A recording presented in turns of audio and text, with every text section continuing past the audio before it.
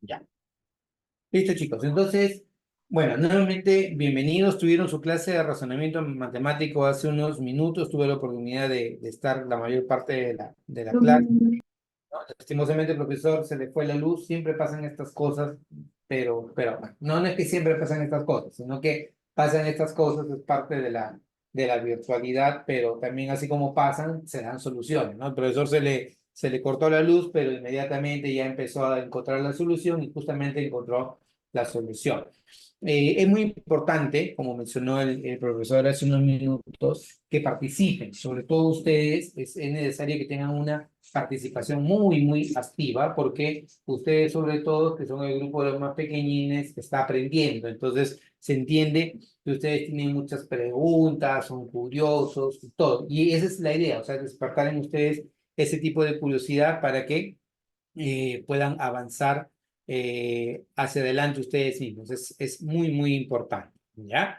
Entonces, vamos a ver hoy día como tema teorías atómicas, ¿ya? Recuerden, para que los que recién están empezando con nosotros, terminando la clase, tenemos un quizzes, ¿ya? Entonces, terminamos la clase, tenemos un quizzes y con el quizzes ya luego podemos cerrar la clase. Hacen el quizzes. Luego tenemos unos minutos para poder conversar entre nosotros y luego ya, bueno, terminan disfrutando su fin de semana. ¿Ya? Entonces, tema del día de hoy, hoy día vamos a hablar acerca de las teorías atómicas. La semana pasada hablamos acerca del átomo. ¿Alguien me dice qué significa la palabra átomo? Indivisión. Indivisión o indivisible, ¿correcto? A proviene de sin, tomo partes, ¿verdad? Sin partes o sin división o indivisible, eso es lo que significa. Pero el átomo en realidad sí se puede dividir, ¿verdad? Tiene dos zonas muy importantes. ¿Cuáles son esas dos zonas? Ayúdame. La parte central, ¿cómo se llama? Núcleo externo. Núcleo atómico, muy bien. Y la parte externa, ¿cómo se llama? La nube electrónica, ¿cierto? En la nube electrónica, ¿a quiénes se encuentran? A los,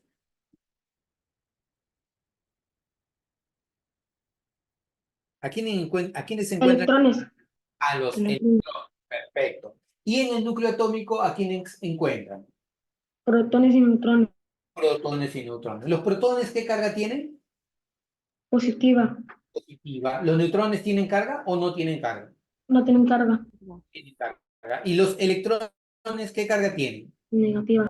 Negativa, ¿correcto? Entonces, protones carga positiva, neutrones no tienen carga y electrones tienen carga negativa, ¿de acuerdo? Y el átomo en su conjunto es neutro. ¿El núcleo era la zona más grande o la más pequeña del átomo? El núcleo, la zona más grande o la más pequeña del átomo. Pequeña. Claro, la zona más pequeñita del átomo, ¿no? ¿La zona más ligera o la más pesada? O sea, La más pesada. Se te escucha un poco lejos, Vincenzo. Hace un rato creo que querías intervenir. No sé si es tema de tu micrófono o tal vez que estás muy alejado, ¿ya? Para cuando intervengas, te recomiendo acércate más a tu micrófono porque se te escucha muy bajito, ¿ya? yo estoy bastante cerca, pero ¿Cómo? ahora se me escucha mejor. Ahora se te escucha mejor. Perfecto. Hace un Ya, rato profe, solo poco. No.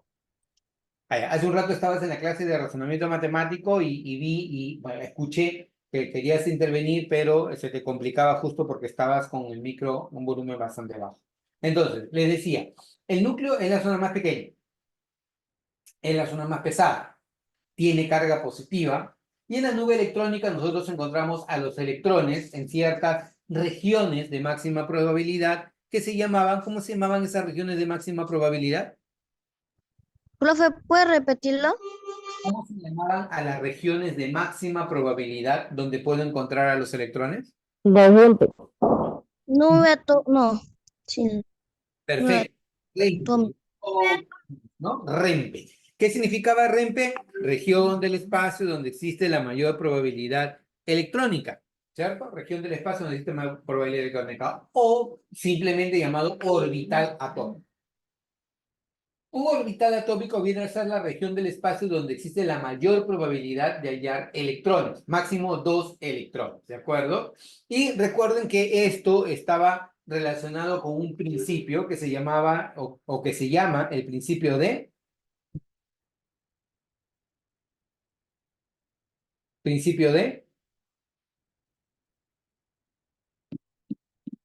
empieza con insert y termina con tidumbre.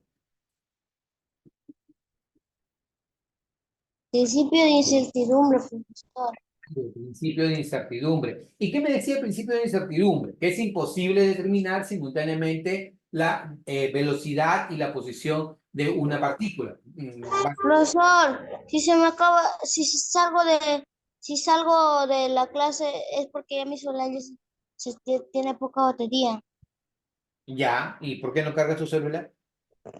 No, ahorita es que lo he estado cargando, pero está ya recién lo he cargado y ahorita está en 26.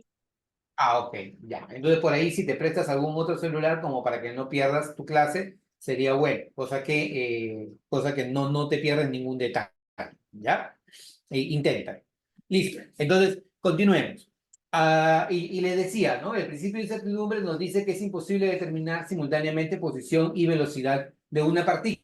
En este caso nos interesa el electrón, ¿ya? Pero hay que tener en cuenta que este principio marca la transición entre la teoría atómica la tradicional y la teoría atómica moderna, lo que les decía la semana pasada, la mecánica cuántica. Y es más, veíamos a tono vamos a decirle, de una curiosidad, ¿ya? Acerca del gato de Schrödinger. ¿Pudieron ver o investigar un poco más acerca del gato de Schrödinger, chicos?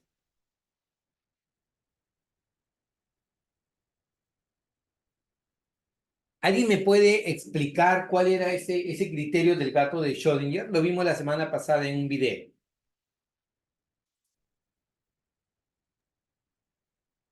Es comparado con irlandés Erwin Schrödinger en 1935 durante el curso de discusiones con Albert Einstein. Se te escucha un poco lejos, Marcelo. El gato de Schrödinger es un experimento mental a veces visto como una paradoja. Ujú, sí, Creado claro. por el físico austriaco irlandés Erwin Schrödinger Perfecto, sí, sí. Erwin, en 1935. muy bien, perfecto. Curso de discusiones con Albert Einstein.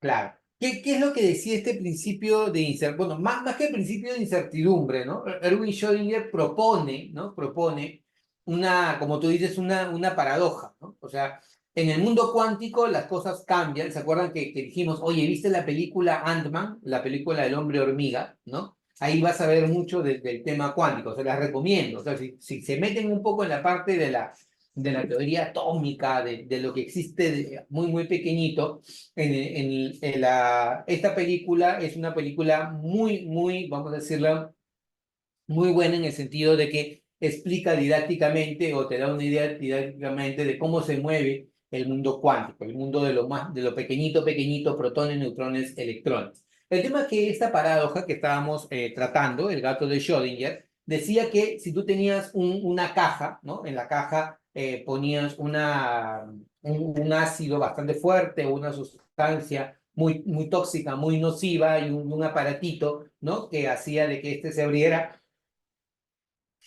y luego colocabas en el interior a un gato, ¿ya? Y el gato activaba este sistema, ¿no? Tú escuchabas hasta un grito desgarrador del gato y ya no escuchabas más al gato.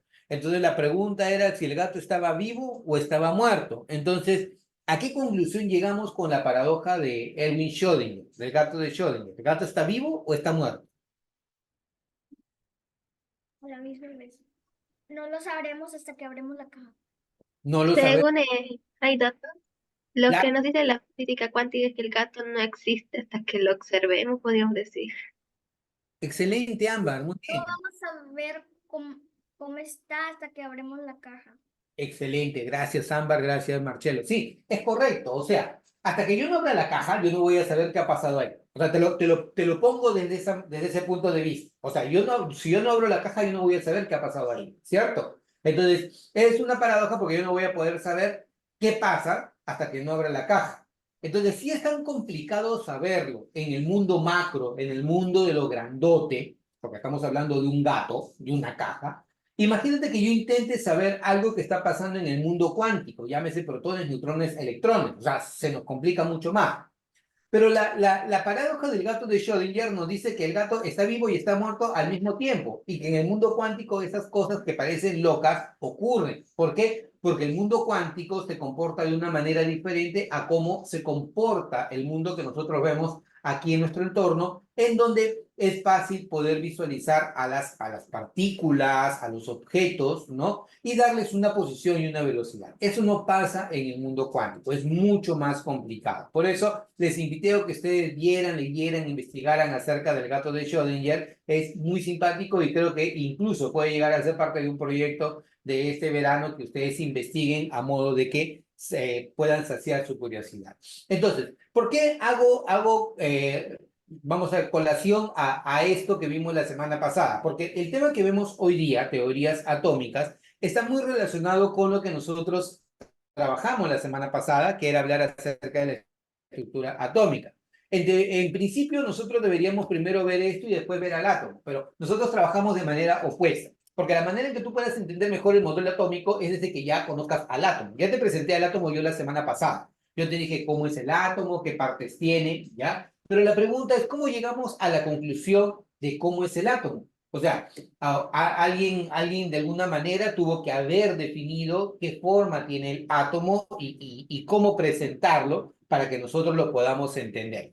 El punto es que cuando nosotros hablamos de los modelos atómicos o las teorías atómicas, estamos hablando de todo el avance cronológico de cómo fue avanzando la teoría atómica desde lo que es lo tradicional, ¿ya? Hasta la teoría atómica moderna. No nos vamos a meter con la teoría atómica moderna, sino muy por encima, muy por encima, porque eso es parte de un estudio un poco más amplio, ¿ya? Ya lo veremos cuando estés por allá por tercero, por cuarto, por quinto de secundaria, por ahí lo vamos a ver. Por ahora, hay que tener en cuenta lo siguiente, que el avance cronológico nos va a llegar nos va a dar una idea de por qué el átomo es como lo conocemos ahora. Y vamos a empezar con un señor de nombre Dalton. Dalton, vamos a decir, redescubrió el átomo, porque antes, por ejemplo, los filósofos griegos, uno de los... Profesor, yo sé sobre el señor Dalton. Tú sabes sobre el señor. Ya, te pregunto cuando entramos a Dalton, déjame un ratito, te hablo acerca de Aristóteles y tú me hablas acerca de Dalton, ¿ya?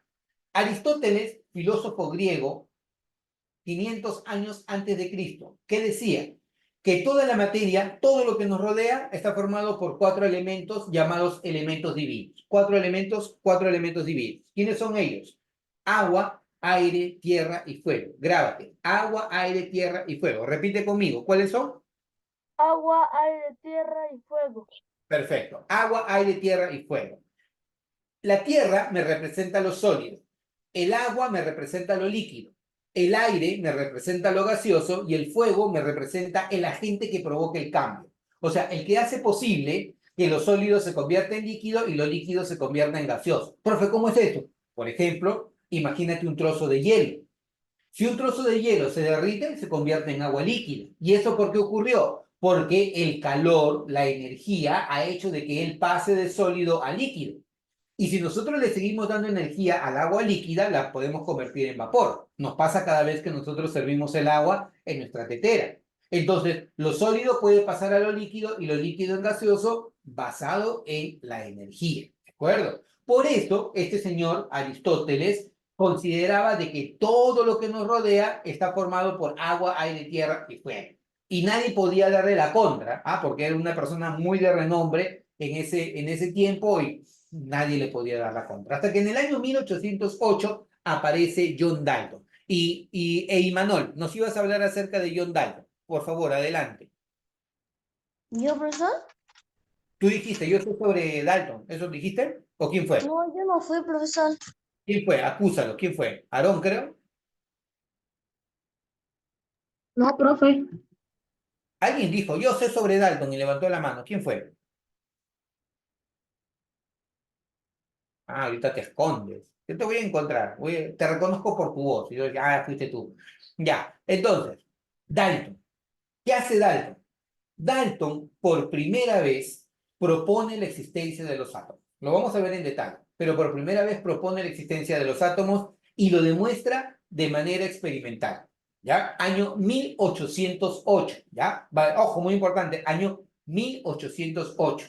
Él propone que en el año 1808 que el átomo o que toda la materia, todo lo que nos rodeaba, estaba formada por partículas mínimas a las que él le da el nombre de átomo. Justamente proviene de a, sin tomo partes, sin partes o sin división, ¿de acuerdo?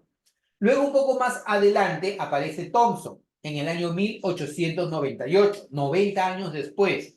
Y él dice, sí, pero hay que agregarle a este átomo, ¿ya? Una partícula que acabo de descubrir. Se llama electrón. Entonces, él propone un modelo atómico basado en el modelo de Dalton o en la teoría de Dalton, también incluyendo a esa partícula que se había descubierto, que era el electrón, ¿ya? Luego, en el año 1910, aparece Rutherford. Y Rutherford dice, un momento, el átomo no es como lo dice Dalton, ni tampoco es como lo dice Thomson. El átomo en realidad es como si fuera un sistema planetario en miniatura. Tiene una parte central, que es el núcleo, y los electrones giran alrededor del núcleo como los planetas alrededor del Sol. Por eso mi modelo yo le voy a llamar modelo del sistema planetario en miniatura. ¿Ya? Hasta ahí, año 1910. Pero en el año 1913 aparece Niels Bohr, ¿ya? Y Niels Bohr, ¿ya? Se va en contra del modelo de Rutherford, o sea, no es que se va en contra del modelo de Rutherford, sino que mejora ese modelo, pero de manera muy limitada, porque solamente lo hace para el átomo de hidrógeno, para tratar de explicar inconsistencias que había en el modelo de Rutherford. Porque el modelo de Rutherford, si bien es cierto, explicaba muchas cosas, incluso actuales que conocemos del átomo, ¿ya? Dejaba otros temas en el aire. Y esos temas que dejaba en el aire, Bohr los logró explicar con su modelo atómico. Solo que el modelo atómico de Bohr es un modelo que estaba limitado al átomo de hidrógeno o átomos que tuvieran un solo electrón, ¿ya? Y luego de Bohr sí ya vino el desastre. Ya después de Bohr, ya vino la mecánica cuántica, Schrödinger, principio de incertidumbre. Entonces, ahí ya aparece la teoría atómica moderna. Y con esa teoría atómica moderna sí no nos metemos porque ya ese es otro nivel. Esa es otra cosa completamente diferente. Nosotros nos vamos a quedar posiblemente hasta Bohr. Pero, profe, tan limitados no vamos a quedar hasta Bohr, ni creas, porque en realidad llegar a Bohr tampoco es decir que vamos a quedar limitados porque Bohr es, o sea, el solo hecho de llegar hasta Bohr ya es un avance muy, muy grande porque el modelo atómico de Bohr da muchos indicios o da muchos avances para que se pueda desarrollar la teoría atómica moderna y la mecánica cuántica. Solo que la mecánica cuántica ya son estudios mucho más avanzados, estudios matemáticos, que incluso se ven solo dentro de la universidad. Así que nosotros, nuestro objetivo es aprender teoría atómica y esto poder aplicarlo para un futuro examen de admisión. Quiero ser ingeniero de la UNI, este tema me viene en el examen de admisión. Quiero estudiar ingeniería, debo conocer esto porque esto me va a venir en mi ciclo base de química en la universidad. Por lo tanto, tenemos que conocer este tema, ¿ya? Entonces, vamos a desarrollarlo punto por punto, pero la base es lo que te estoy mostrando aquí en pantalla. ¿Alguien hasta acá tiene alguna pregunta, alguna consulta, algún comentario para empezar con el desarrollo detallado? Marcelo, Aaron, No, profe. ya. Entonces, hasta aquí ninguna pregunta, ¿no? Si no hay ninguna pregunta, todos por favor le ponen un like para poder saber si están por ahí o no están por ahí. Aarón, Profe, Activo, profe. afirmativo, eso, perfecto. profe, no entendí. ¿No entendiste? ¿Quién dijo no entendí? Yo, profesor. Y Manol, no te preocupes, porque lo vamos a ver en detalle. O sea, es probable que no hayas entendido porque lo hemos visto muy rápido y muy amplio. Ahorita lo vamos a ver detalladamente y de ahí vas a ver cómo esto se te hace un poco más de sentido. ¿Ya? Mira, empecemos con Dalton. ¿Ya? Tú sabes que la base del átomo es lo que estudiamos aquí la semana pasada, ¿no? O sea, el átomo tiene un núcleo y tiene una nube electrónica, ¿cierto? En la nube electrónica, ¿a quiénes encontrábamos, te acuerdas? A los electrones, A los electrones. ¿Y en el núcleo, quiénes encontrábamos? protones y neutrones. Protones y neutrones. Pero eso es lo que nosotros conocemos ahora. En el año 1808, que este señor John Dalton hace los trabajos experimentales para el átomo, él no conocía esto, ni tampoco tenía esta base de referencia. Él hace sus experimentos y llega a la conclusión de que el átomo, ¿ya? De que el átomo es una esfera compacta, algo así como una bolita, una canica de vidrio, o como una bola de boliche, de bowling, ¿ya? Así era una esfera muy compacta, ¿ya? Ejemplos de esferas compactas, chicos. La canica, La canica, por ejemplo, ¿no? el foco. Uy, uy, Una uy. pelota de fútbol. Sí, pues no sé. Pelota de vóley. De- Ah, pero la pelota de fútbol y la pelota de vóley no es que sea tan compacta, ¿no? Sí, Por ejemplo, no, por mí. Ay, espérate, por mí. a su 15 está peleando por ahí. Miren, ¿han visto esto de acá? Estas bolitas imantadas. Ahorita no. Estas bolitas imantadas, ¿ya? Por ejemplo, para Dalton, un átomo era similar a estas bolitas imantadas, así, muy compactas, compactas, compactas, o sea, eran indivisibles, indestructibles, impenetrables y eternas. Esa era la idea que en su cabecita tenía Dalton, ¿ya? Entonces, él propone toda la materia, toda la materia está formada por átomos.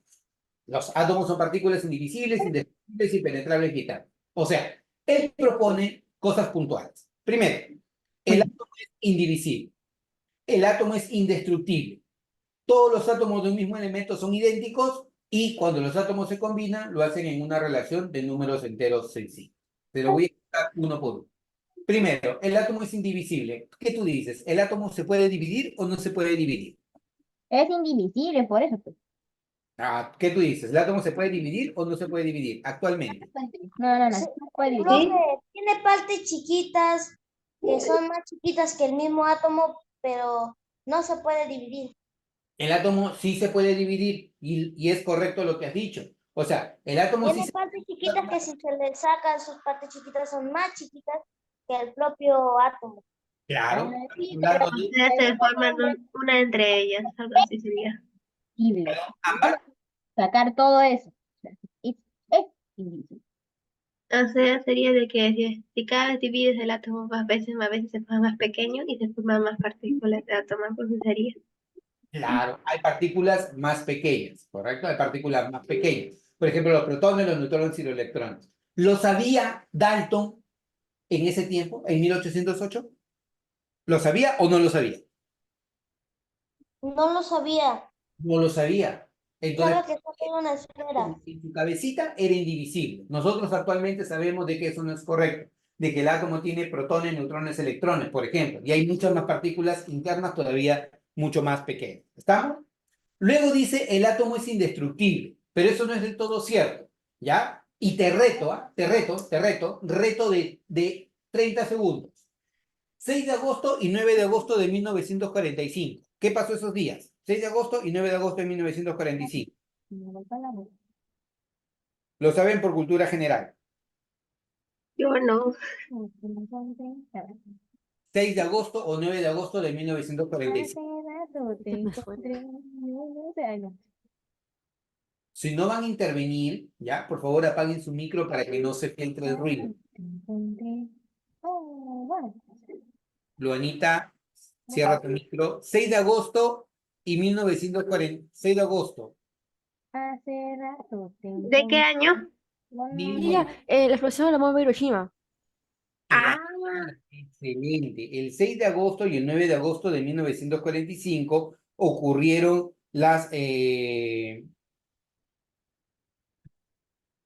el atentado de la bomba nuclear. las bombas atómicas de Hiroshima y Nagasaki, ¿ya? ¿Y por qué traigo a colación las bombas atómicas de Hiroshima y Nagasaki? Porque, ¿ya? Aquí se demuestra de que el átomo sí se puede destruir, ¿ya? Por ejemplo, el uranio, ¿ya? El uranio es bombardeado y al ser bombardeado se rompe. Y al romperse libera una gran cantidad de energía. La primera bomba atómica fue de uranio, la segunda bomba atómica fue de plutonio. 1945. ¿Cuándo propone esta teoría Dalton? En 1808. ¿Sabía de que el átomo se puede dividir? No lo sabía. Pero él propone en su cabecita el átomo es indivisible. Lo otro, todos los átomos de un mismo elemento son idénticos. Si yo tengo carbono, todos los átomos de carbono son igualitos. Si yo tengo nitrógeno, todos los átomos de nitrógeno son igualitos. Si yo tengo cobre, todos los átomos de cobre son igualitos. Te pregunto, ¿qué cosa es el protio, el deuterio y el tritio?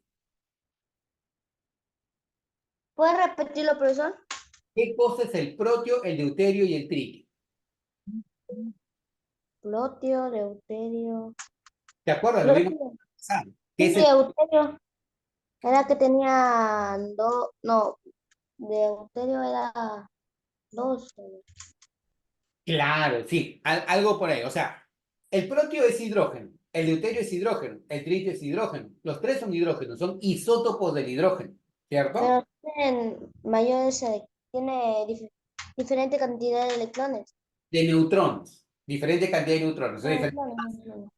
Entonces, al tener diferente masa, ¿ya? Al tener diferente masa, es que tú vas a poder decir de que no todos los átomos son igualitos. Ámbar, ¿querías intervenir? ¿Tienes la mano levantada?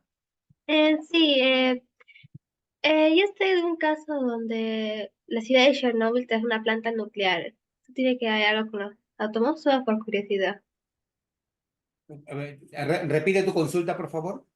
Es que hay una ciudad llamada Chernobyl donde es conocida porque pasa ahí una explotación de la planta nuclear. ¿Tiene algo de relación con los átomos? Algo que quieres saber. Sí, sí, es más. Hay una serie en Netflix que se llama Chernobyl, ¿ya? La recomiendo, es muy buena. No es que vas a entender acerca de los átomos, pero vas a conocer qué pasó en Chernobyl, ¿ya? Y en Chernobyl y en Rusia y en muchos lugares de Europa se utilizan las plantas nucleares con ese objetivo, ¿no? Los átomos, ¿ya? Pesados, por ejemplo, el uranio, por ejemplo, el plutonio, ¿ya? Se pueden fragmentar y cuando se fragmentan liberan energía, ¿ya? Y esa energía que se libera es una energía que tú la puedes utilizar para diferentes casos, por ejemplo, producir electricidad. Es lo que ocurría en Chernobyl, producían electricidad. El tema es que si tú no logras controlar esa reacción en cadena, sale fuera de control y puede provocar no solamente una explosión de magnitudes de una bomba nuclear, sino también una contaminación nuclear, una contaminación por radiaciones. Chernobyl, por ejemplo, es un lugar en el mundo que está contaminado con radiación hasta ahora. Es más, ¿ya? Puedes buscar en internet, la última vez vi un detalle en internet muy interesante, que decía que los peces que viven en Chernobyl son peces enormes, han alcanzado un tamaño muy, muy grande. Ah, claro, profe, porque se han contaminado con la radiactividad. No necesariamente, sino que estos peces, o sea, puede ser una de las razones. Y otra de las razones es porque como nadie los come, ¿ya? Entonces se han empezado a adaptar y han empezado a crecer, a crecer, a crecer, a crecer. Y son peces que normalmente no encontrabas tú en algún momento por allá por Chernobyl. Esto pasó un 26 de abril de 1986, ¿ya? Y tú encontrabas, por ejemplo, peces de tamaño regular, pero ahora los peces son bastante grandes, ¿ya?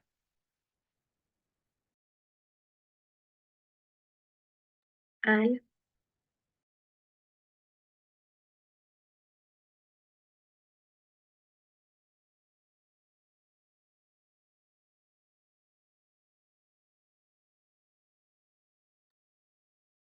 Perdón, se me fue un ratito la conexión. Entonces, ¿respondió a tu consulta, Ámbar? no, solo quería saber eso. Está bien, perfecto. Entonces, les recomiendo que vean, por ejemplo, esa serie Netflix, en Netflix, se llama Chernobyl, y sí, tiene que ver mucho con los átomos y ver con la ruptura para formar energía. Entonces, tenemos 3 puntos de Dalton. Primero, el átomo es indivisible, no es correcto, sí se puede dividir. Segundo, el átomo es indestructible, no es correcto, bombas atómicas de Hiroshima, Nagasaki.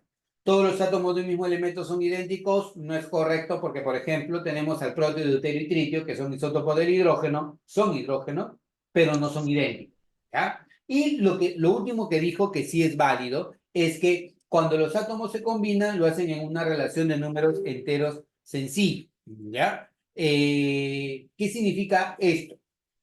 Si yo tengo, por ejemplo, un átomo, se combina con uno, con uno, o con dos, o con tres, o dos átomos se combinan con uno, o dos átomos se combinan con tres, ¿ya? Pero lo que no va a ocurrir, ¿ya? Lo que no va a ocurrir es que un átomo se combine con la mitad, con la tercera o con la cuarta parte de otro átomo. ¿Quién me dice por qué un átomo no se puede combinar con la mitad, con la tercera o con la cuarta parte de otro átomo? ¿Por qué no puede ocurrir eso?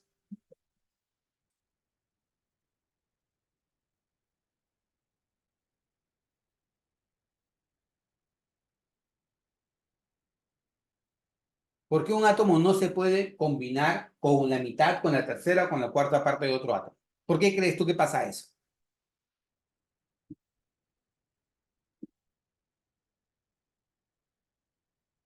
No pasa eso porque acuérdate que los átomos son indivisibles. Entonces yo no puedo dividir un átomo a la mitad o a la tercera parte o a la cuarta parte. Por esa razón los átomos siempre se combinan en números enteros sencillos. ¿De acuerdo? Bien. Entonces, esto es con respecto a la teoría atómica de Dalton. Ahora, el modelo atómico de Thomson. El modelo atómico de Thomson se basó en 2 descubrimientos muy importantes. Uno, el tubo de rayos catódicos y 2, los rayos canales, ¿correcto?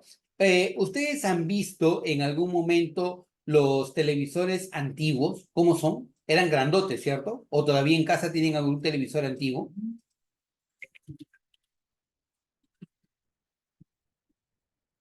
Tenía. No. No. No los he visto. Yo sí tenía uno, pero no era tan antiguo. Ya.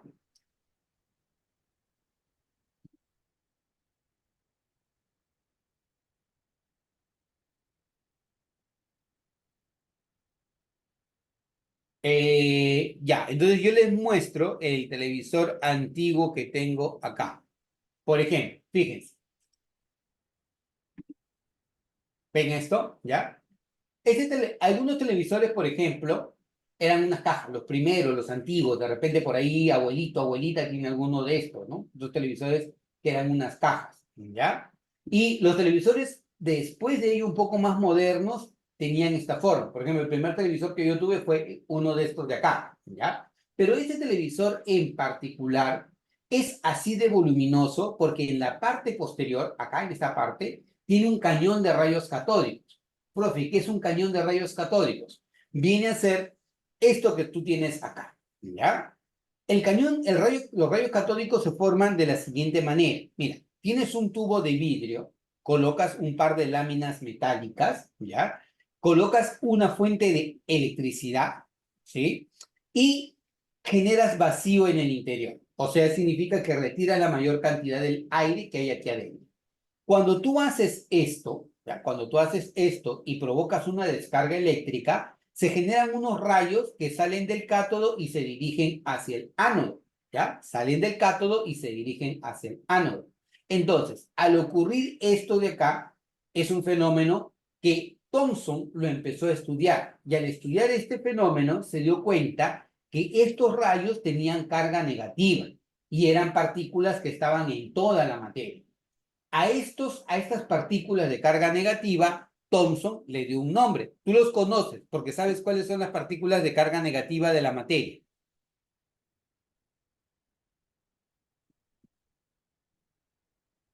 ¿Cómo se llaman esas partículas de carga negativa?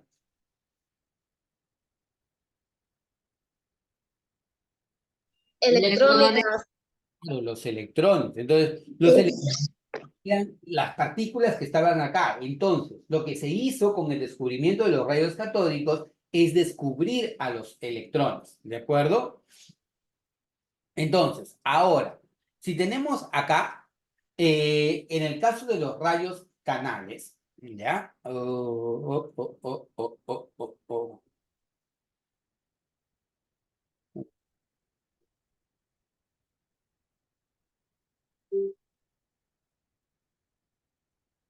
Sí, 48. Ya. Listo. En el caso de los rayos canales ocurrió otro tema, ¿ya?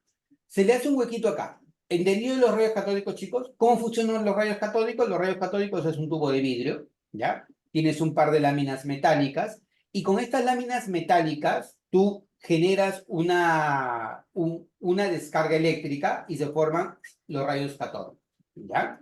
Al generarse los rayos catódicos, esta es la base de referencia de los televisores antiguos, ¿ya? Te hago la pregunta. Estos rayos de carga eléctrica negativa, ¿qué vienen a hacer? ¿Te acuerdas? Te dije, ¿cómo se llamaban a ellos?